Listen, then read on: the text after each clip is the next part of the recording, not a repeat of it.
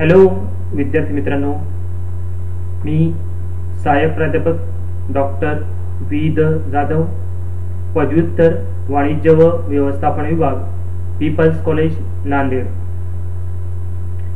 आजच्या या तासामध्ये बीकॉम प्रथम वर्ष प्रथम सत्राच्या विद्यार्थ्यांकरिता घेऊन येत आहे विषय पायाभूत व्यावसायिक संदेशवहन अर्थात फंडामेंटल ऑफ बिझनेस कम्युनिकेशन. यामध्ये आज आपण नवीन टॉपिकला सुरुवात करणार आहोत. नवीन प्रकरण आहे प्रकरण 5वे, आधुनिक दूरसंचार, मॉडर्न टेलिकम्युनिकेशन.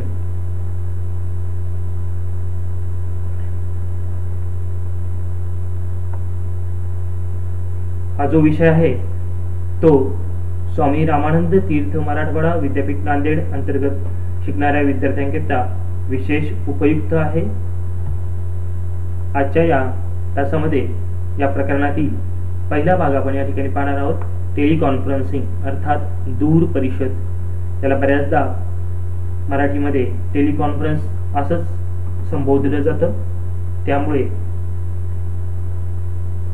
संदिग्धता निर्माण होणार नाही अशी परिस्थिती ठेवू नये. दूर परिषद किंवा टेलिकॉन्फरन्स हे एकाच अर्थाने शब्द वापरलेले असतात. इलेक्ट्रॉनिक मीडियामध्ये सर्वात नवीन माध्यम आहे सध्याचे जे टेलिकॉन्फरन्स म्हणून प्रचलित आहे. मोठ्या व्यावसायिक संस्थांमध्ये हे माध्यम साधारणतः वापरले जाते. आपण दररोजच्या बातम्या साधारणतः या माध्यमातून बघत असतो, ऐकत असतो. एका तासाच्या बातम्यामध्ये देशातील प्रत्येक राज्याच्या राजधानीतील प्रतिनिधींशी संपर्क साधून माहितीचे आदान प्रदान केले जाते.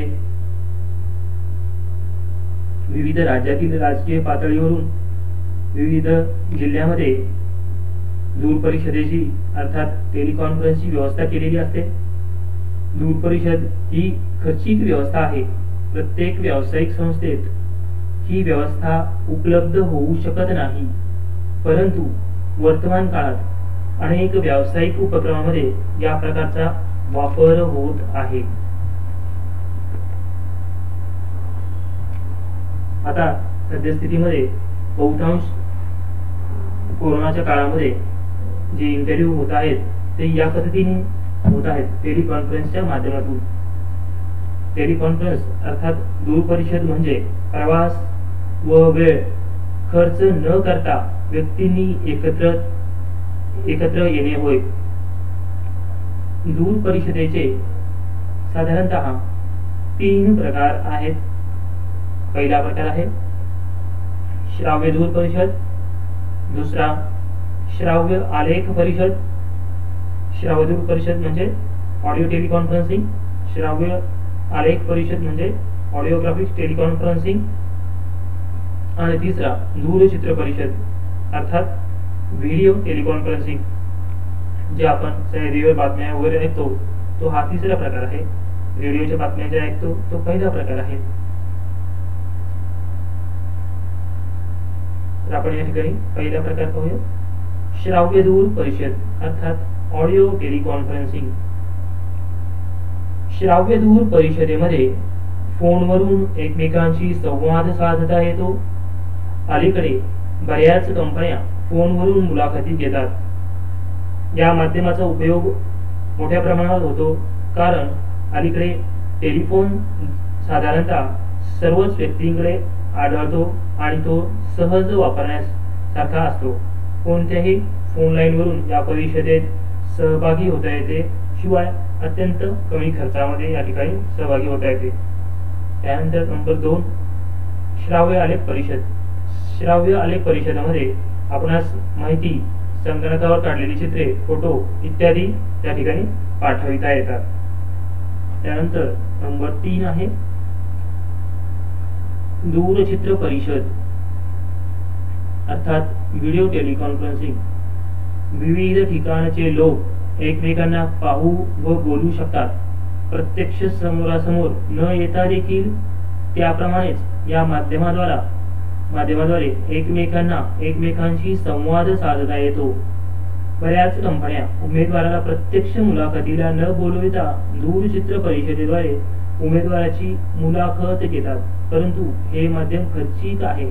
यासाठी लागणारे उपकरण महाग आहे व उमेदवाराला असे उपकरण असलेल्या ठिकाणी जावे लागते. यासाठी मॉनिटर, कॅमेरा, मायक्रोफोन, स्पीकर आणि इंटरनेट सुविधा इत्यादी गोष्टींची आवश्यकता असते. सध्या ही सुविधा फक्त मोठ्या कंपन्या मोठ्या प्रमाणात वापरताना दिसून येतात. मात्र अलीकडच्या काळामध्ये जर आपण बघितलं तर या इलेक्ट्रॉनिक मीडियाचा मोठ्या प्रमाणावरती विकास झालेला आहे. यासाठी जे लागणारं इंटरनेटसाठी मोडेम जे असतं ते साधारणतः आता प्रत्येक मोबाईलमध्ये उपलब्ध असतं, इनबिल्ट असतं, अंतर्गत त्याचा समाविष्ट केलेला असतो. त्यामुळे ही बाब आता खर्चिक राहिलेली नाही. कारण आपण बघतोय की सध्या जे ऑनलाईन शिक्षण उपलब्ध आहे ते आपण जे अभ्यासतोय ते मोबाईलच्या माध्यमातून अभ्यासतोय. स्मार्टफोनच्या उपलब्धतेमुळे ते सहज शक्य झालेलं आहे. मग दूरचित्र परिषद हा त्याचाच एक भाग आहे. जसं की आपण बघतो व्हॉट्सअपवरून जर व्हिडिओ कॉल लावला असेल तर त्याच्यावरून जे संदेशवहन होतं ते म्हणजेच दूरचित्र परिषद त्या ठिकाणी आपल्याला गृहीत धरता येईल, म्हणजेच व्हिडिओ कॉल. त्यामुळे आता दूरचित्र परिषद हे काही फारसं अवघड आणि खर्चिक बाब राहिलेलं नाही. धन्यवाद मित्रांनो. या ठिकाणी हा आजचा जो भाग आहे तो संपलेला आहे. यानंतर त्या तासामध्ये पुन्हा आपण नव्याने दुसरा भाग पाहणार आहोत.